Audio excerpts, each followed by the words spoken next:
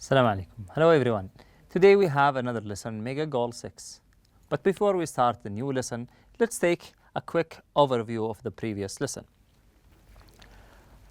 We've started the previous lesson with focusing on this page, which is 59, and starting with the first part, which is number 5, listening. We talked in the previous lesson about some of the techniques that could help you to enhance your understanding and increase your sensitivity to listening to any English materials. We said that it's important for everyone who aims to improve his English skills to listen and expose himself or herself to the English materials for a long time. Listen to podcasts, YouTube, news, read papers, read anything that, or listen to anything that could enhance your listening skills. We also talked about some specific usages for the listening, and we said that there are many steps that you can follow before taking an exam, or if you have an exercise or a listening exercise, of course. We said that it's better to start reading the question. Start with identifying what should you do. What is the task that you have to do? What are the questions that you have to answer? What are the information that you're looking for?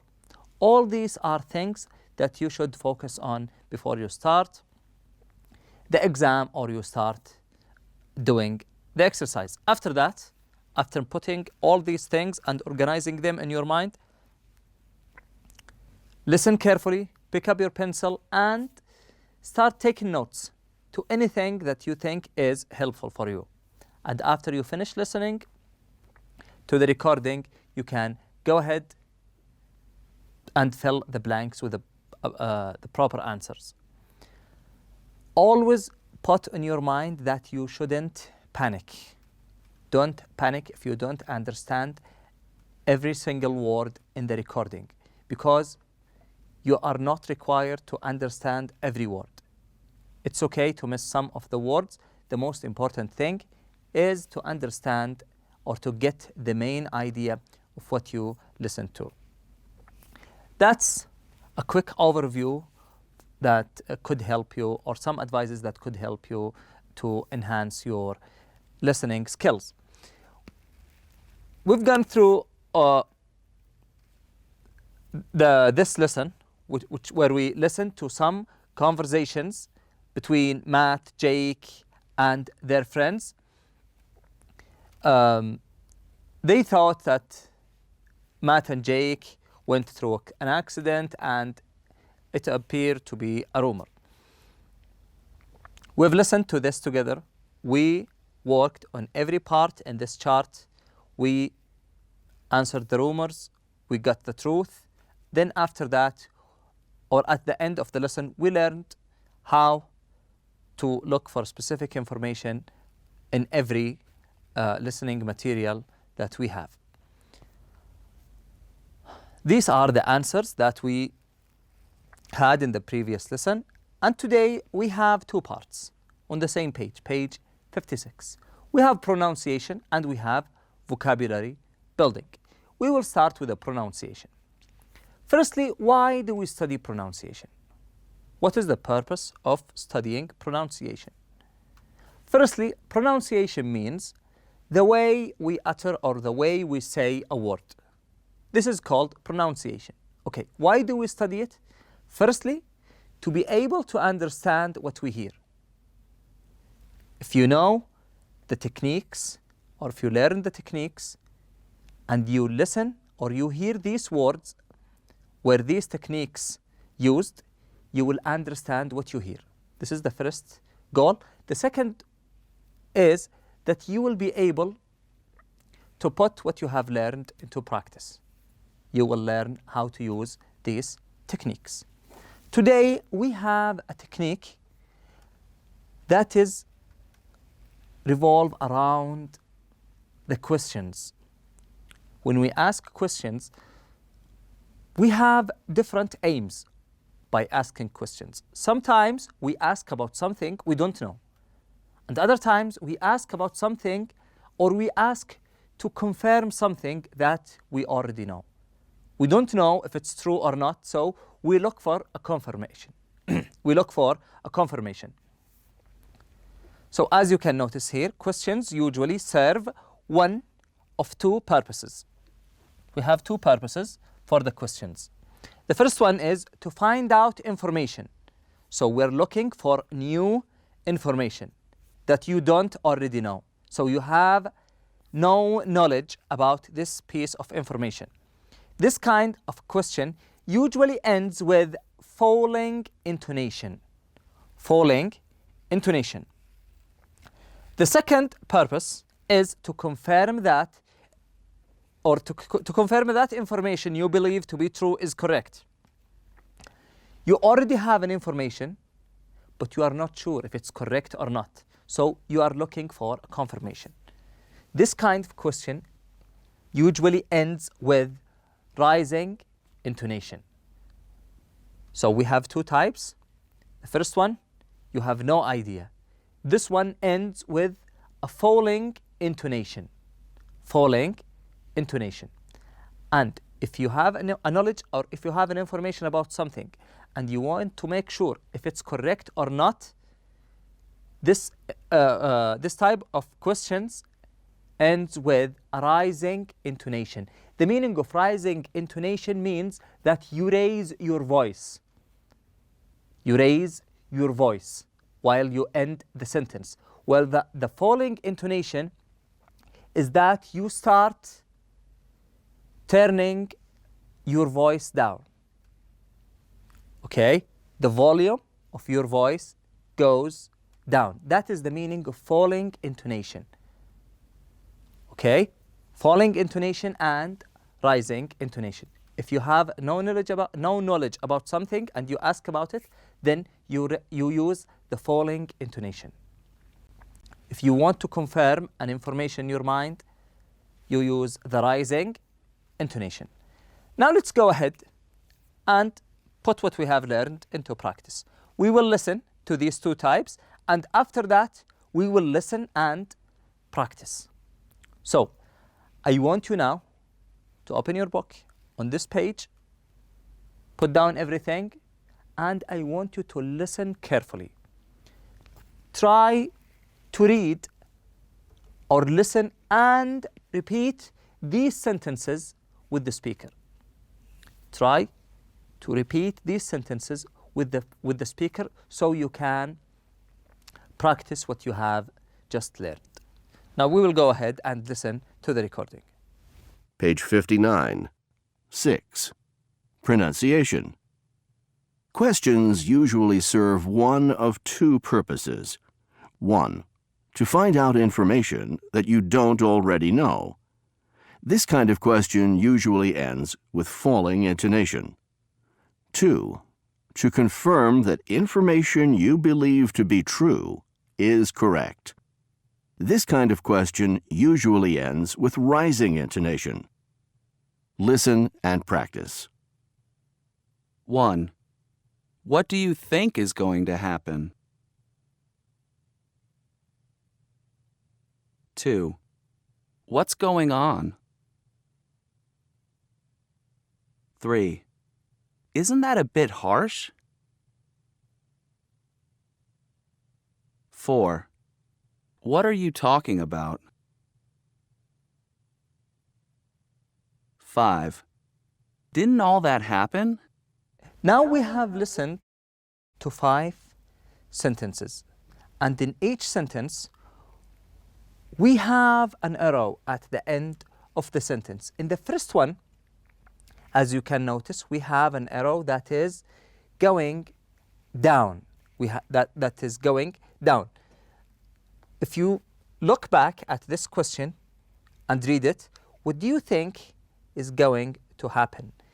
You will understand that this person is asking about something that he has or she has no idea about. They have no knowledge about that thing. So we have here an arrow that's going down, which means that this question ends with a falling intonation. It ends with a falling intonation. So we have an arrow that's going down. On the other hand, if you look at number 3, isn't that a bit harsh? We have an arrow that is going up. What does that mean? It means that the question ends with a rising intonation. So we have 2 types. Falling intonation, like number 1 and 2 and 4, where the question ends with a falling intonation. And as you can notice, there are some arrows going down. Number 3 and 5 ends with rising intonation, and they have arrows that are going up. Now you can go back and listen to the way the speaker pronounce each one of these questions and repeat with them. After that, we have part 7, vocabulary building. What is the meaning of vocabulary building? In vocabulary building, we always learn new words. We have some words that are extracted from an article or an essay. But before we start talking about these words and trying to guess and understand their meanings, we will go ahead now and listen to this essay together. Why do we have to listen to this essay? Not go ahead and just answer the questions, because you should read these words within a context. If you read this word, for example, the word confidential, if you haven't read this word before, maybe you will not understand what does it mean. But if you read it within a context, that will give it, or it will make more sense for you. And maybe you can guess the meaning of the word. So now we will go ahead, listen to the essay. I want you to focus, try to guess the meaning of each one of these words. If you have any guess about the meaning of one of these words, you can take some notes near the or on the sides on the footnotes of the essay. Then after that, we will do the exercise together. Then you will make sure if your guess is correct or not. The first word here is confidential. Number 2, derogatory. Number 3, divulge. Number 4, excluding. Number 5, immune. Number 6, malicious. And number 7, superior.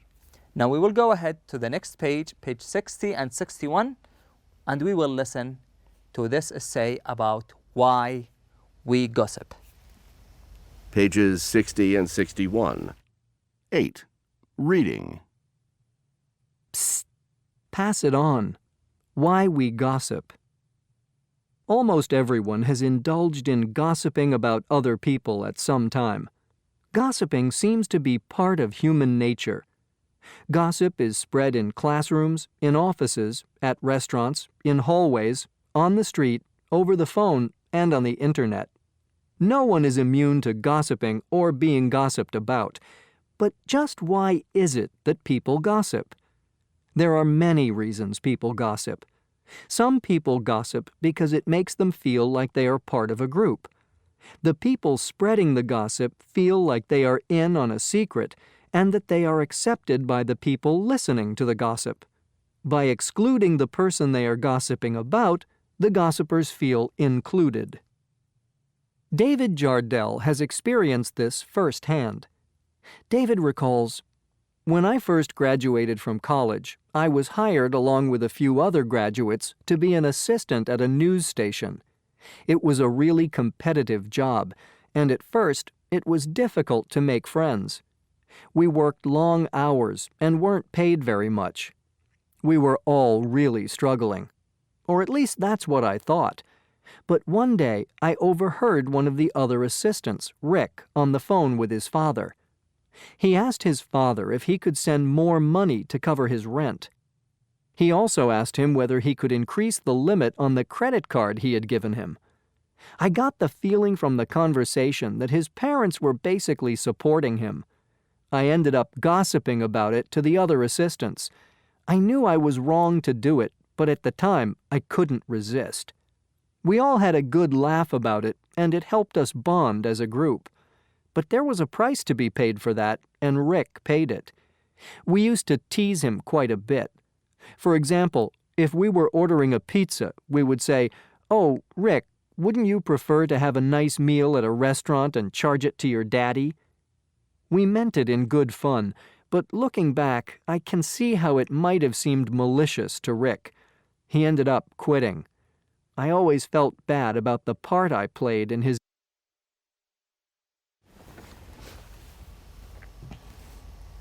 Other common causes of gossip are insecurity and a need to feel superior. When you spread rumors about someone, it reduces that person's status in other people's eyes. Judging other people negatively can make insecure people feel better about themselves, at least temporarily. Jim Lyle recalls having been guilty of this himself. When I had been at my first job for about a year, I was hoping for a promotion. Instead, they hired a new guy for the job that I had wanted. About 6 months later, a friend who worked in human resources told me that the new guy had been given a really bad performance review.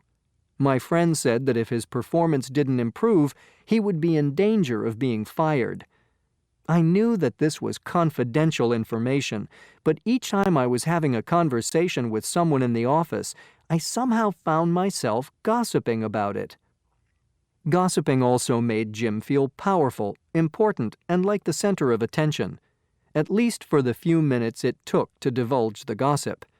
However, Jim adds, his performance improved, and he's very good at his job now. Also, I've gotten to know him, and he's really a nice person. Now I'm always worried someone will tell him that I used to gossip about him. Interestingly, though, the number one reason most young people gossip is not insecurity or a need for attention or acceptance. According to polls, most young people say they gossip out of boredom. Some people feel that when there is no conflict or drama in their social circle, life is too dull. For them, spreading rumors shakes things up and makes life more interesting. In essence, for many people, gossip is a form of entertainment. Cindy Lamott, a 19-year-old student at a community college, admits to being a big gossiper. Explains Cindy, "The truth is too boring. Gossip is fun. However, for all its potential to do harm, gossip is not always a negative thing. Some gossip is harmless talk that is part of how people communicate and stay connected with each other. When people gossip about minor things, gossip can strengthen bonds between people and within a community. The issue isn't so much with gossip itself, but with the content of the gossip. Gossip becomes a problem when it is derogatory and hurtful. So the next time you hear a piece of gossip and feel the urge to pass it on, stop for a moment. Ask yourself whether the gossip will do harm to the person being gossiped about. If you think it might, it's a good time to keep your mouth closed. Okay, now we have listened to this essay, Why We Gossip, and we tried to guess the meaning of each one of the previous 8 words. I'm pretty sure that now each one of you have a list of guesses, and I'm sure that most of your guesses are correct.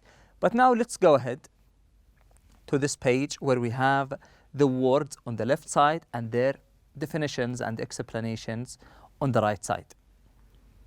We will start with the first one, which is confidential. The word confidential refers to anything that is secret, anything that we don't want the other people to know. When we say about something that it is confidential, or it's classified, or it's a secret, that means it's something that the other people shouldn't know. After that, we have the word derogatory. the word derogatory. Then we have the word divulge. Number 4, excluding. Number 5, immune. Number 6, malicious. And number 7, superior.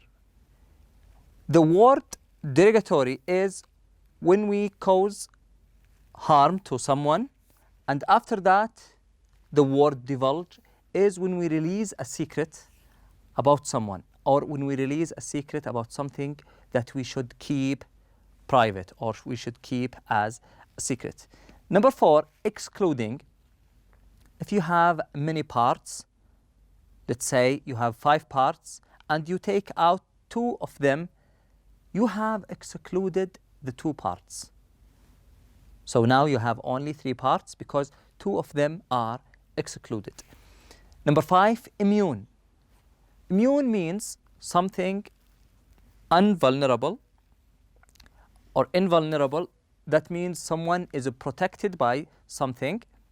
So immune means protected, cannot be harmful, or cannot be harmed.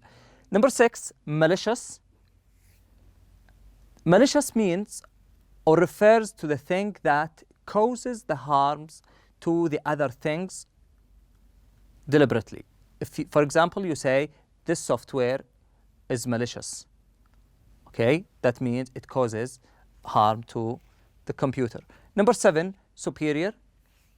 It refers to anything that is the best. When we say about something it is superior, that means it is better than its peers. Now let's go ahead to the to the answers. Number 1, confidential, is C, something that is done or communicated in secret. Number 2, derogatory, showing lack of respect. Number 3, divulge, is G, tell something that was secret. Number 4, excluding, which is F, leaving out. Number 5, immune, which is B, not vulnerable to being affected by something. Number 6, malicious, is D, deliberately harmful. And the last one, superior, is A, better than others. This is the last part of our lesson today. Thank you all for attending, and I wish you enjoy the rest of the day. Assalamu alaikum.